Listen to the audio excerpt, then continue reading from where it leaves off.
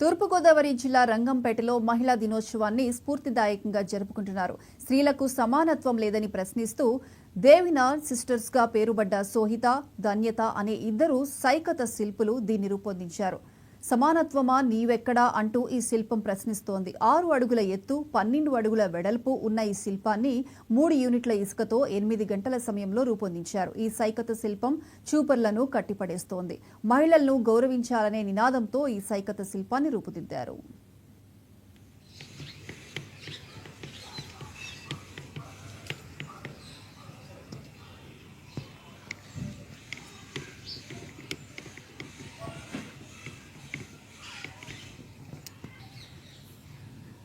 నా పేరు సోహిత, మా చెల్లి పేరు ధన్యత. మాది తూర్పుగోదావరి జిల్లా రంగంపేట. మార్చి 8వ తేదీన అంతర్జాతీయ మహిళా దినోత్సవాన్ని పురస్కరించుకుని మేము ఈ సైకత శిల్పాన్ని రూపొందించాము. మేము పలు జాతీయ, అంతర్జాతీయ దినోత్సవాలకు ప్రజలను చైతన్యవంతం చేయడానికి మా సైకత శిల్పాల ద్వారా కృషి చేస్తూ ఉంటాం. నేడు అనునిత్యం మహిళలు అనేక రకమైనటువంటి దాడులకు గురవుతున్నారు.